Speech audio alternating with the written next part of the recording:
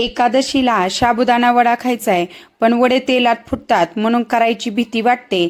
तर चला बनवूया ह्या एकादशीला साबुदाणा वड्यापेक्षाही कुरकुरीत क्रिस्पी अशी साबुदाणा पुरी, जी खायला भारी लागते. नमस्कार, मी रेश्मा लोकरे रेसिपीज मध्ये तुमचं स्वागत. तर आज आपण आषाढी एकादशी स्पेशल साबुदाणा वड्याला छान असा पर्याय म्हणून साबुदाणा पुरी बनवणार आहोत, जिची चव खूप छान आणि कुरकुरीत अशी पुरी लागते. चला तर वेळ न घालवता रेसिपीला सुरुवात करूया. इथे मी रात्री मध्यम आकाराच्या वाटीने 2 वाटी साबुदाणा घेतलेला आहे. हा आता आपल्याला 2 ते 3 वेळा स्वच्छ पाण्याने धुवून घ्यायचा आहे. धुवून घेतल्यानंतर आपण ज्या वाटीने साबुदाणा घेतला होता त्याच वाटीने फक्त आपल्याला पाऊण वाटी पाणी घ्यायचं आहे. लक्षात घ्या, आपल्याला इथं साबुदाणा खिचडी बनवायची नाही तर साबुदाणा पुरी बनवायची. त्यामुळे साबुदाणा पुरीसाठी पाऊण वाटी पाणी पुरेसं होतं, यापेक्षा जास्त पाणी घालू नका. आता हा आपल्याला असाच रात्रभर भिजवून घ्यायचा आहे. दुसऱ्या दिवशी बघा, हा साबुदाणा आपला छान असा भिजलेला आहे. आता आपण हा साबुदाणा थोडा वेळ साईडला ठेवूया. इथे मी 2 वाटी साबुदाण्यासाठी मध्यम आकाराचा एक कच्चा बटाटा घेतला आहे. त्याची आता आपण साल काढून घेऊया.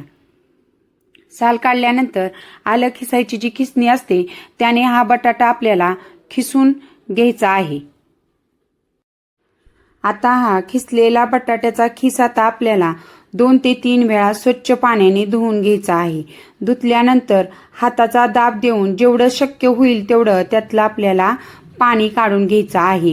हे बघा, मी त्यातलं सगळं पाणी काढून घेतलेलं आहे.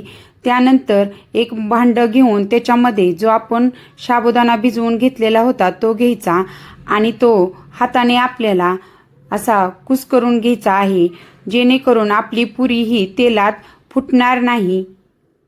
आणि याच्यामध्येच आता आपल्याला जो आपण बटाट्याचा खिस घेतला होता तो घालायचा.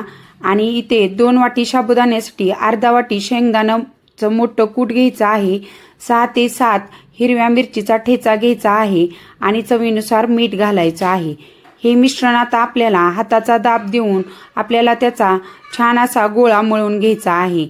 आणि हे बघा, मी त्याचा असा गोळा बनवून घेतला आणि ह्याच्या आता आपण पुऱ्या बनवून घेऊया. पुऱ्या बनवण्यासाठी इथे मी चौकोनी एकसारख्या आकाराचे 2 प्लास्टिक पेपर घेतलेले आहेत. आता त्यातला एक प्लास्टिक पेपर आपण पोळपाटावर ठेवून त्याच्या वरच्या भागाला सगळीकडे तेल लावून घ्यायचं आहे, ज्यामुळे आपली पुरी त्या प्लास्टिक पेपरला चिटकणार नाही. आणि आता तेलाच्या हाताने आपण पुरीसाठी मिश्रण बनवून घेतलेलं आहे त्याचा एक छोटासा गोळा घ्यायचा. तुम्हाला ज्या साईजच्या पुऱ्या बनवायच्या आहेत त्यानुसार तुम्ही ही गोळी बनवून घ्यायची आहे. गोळी हातावर वळून त्यावर थोडासा दाब देऊन ती चपटी अशी करून घ्यायची. नंतर ही गोळी प्लास्टिक पेपरवर ठेवायची आणि तिच्यावरच्या भागाला देखील थोडंसं तेल लावून घ्यायचं आहे. आणि आता दुसरा प्लास्टिक पेपर त्याच्यावर ठेवायचा.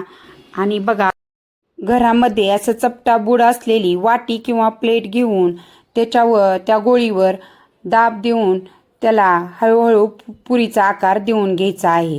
ही पुरी तुम्हाला जास्त जाडीही नाही आणि जास्त पातळ देखील बनवायची नाही. मध्यम जाडीची अशी ही पुरी तुम्हाला बनवून घ्यायची आहे.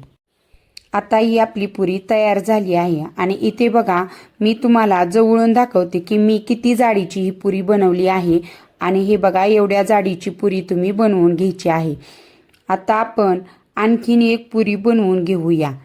ह्या पुऱ्या बघा, साबुदाणा वड्यापेक्षा सुद्धा छान कुरकुरीत अशा तयार होतात.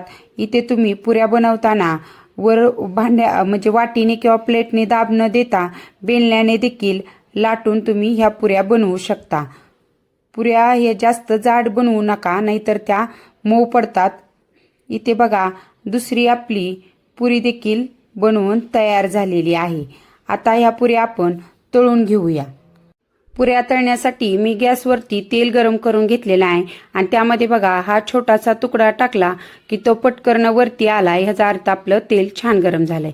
हा तुकडा आता आपण काढून घेऊया. आता आपल्याला तेलाच्या मानाने त्यामध्ये पुऱ्या सोडायच्या आहेत. इथे बघा, मी एका वेळी फक्त 2 पुऱ्या तळून घेणार आहे.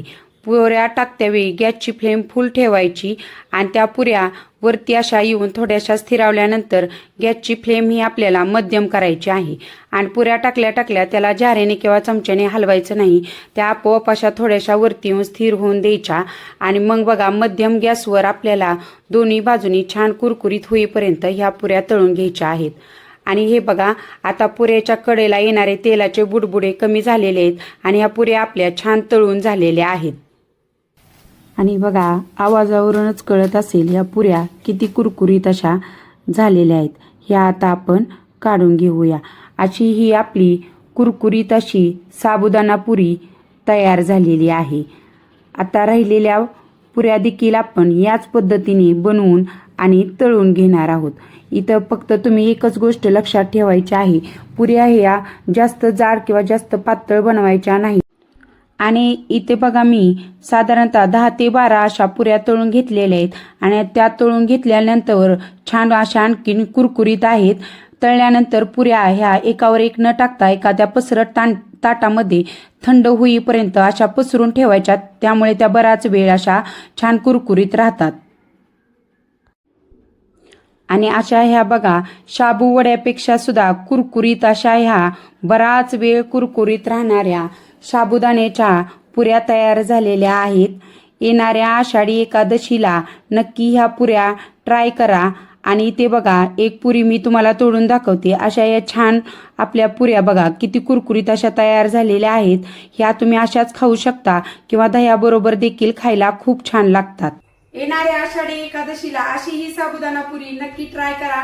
रेसिपी आवडल्यास रेसिपीला लाईक अँड शेअर करा आणि अशाच रेसिपीसाठी आपल्या चॅनेलला सबस्क्राईब करा. पुन्हा भेटूया नवीन एका रेसिपी सोबत. धन्यवाद.